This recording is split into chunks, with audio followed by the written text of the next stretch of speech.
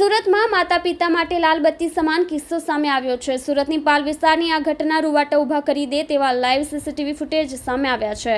ફૂટેજમાં 2 વર્ષનું માસૂમ બાળક 7મા માળેથી પટકાતા મોતને ભેટ્યું હતું। મળતી માહિતી પ્રમાણે મૂળ ગીર સોમનાથ જિલ્લાના વતની અને હાલ વરાછા રોડ ખાતે વર્ષા સોસાયટી 2માં રહેતા નવનીત કલસરિયા હીરા મજૂરી કરી પત્ની અને 2 વર્ષીય પુત્ર ભવ્યનું ગુજરાન ચલાવે છે।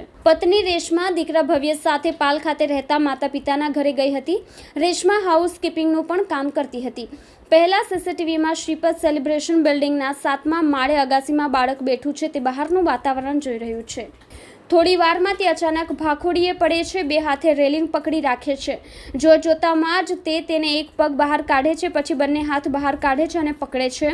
પછી ધીમે ધીમે તે સરકે છે, પગ હવામાં હલાવે છે। તે દરમિયાન એક હાથથી રેલિંગ પકડી રાખે છે, ફરી બીજા હાથે રેલિંગ પકડી પાડે છે, પછી ઉપર પકડેલી રેલિંગ છોડીને પહેલા હાથે નીચેની રેલિંગ પકડે છે। અચાનક તે આખું લટકી જાય છે। હવામાં લટકતું બાળક ઊંધા હાથે રેલિંગ પકડી રાખે છે। જો કે કુદરતે તેને આપેલી શક્તિ ઓછી પડે છે, તેના હાથ છૂટી જાય છે અને 7મા માળેથી માસૂમ પટકાય છે।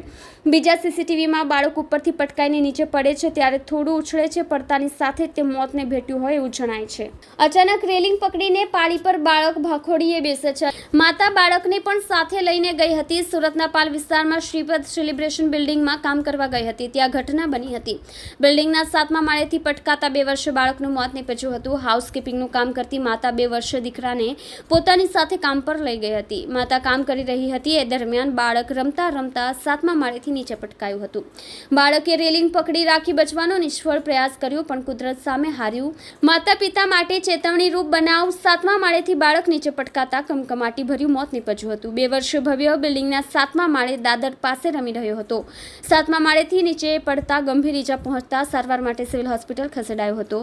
સિવિલના તબીબોએ બાળકને મૃત જાહેર કર્યો હતો। હચમચાવનારી આ ઘટના અન્ય માતા પિતા માટે ચેતવણી સમાન કિસ્સો છે। હાલ પાલ પોલીસે અકસ્માતની ઘટનાને લઈને તપાસ હાથ ધરી છે।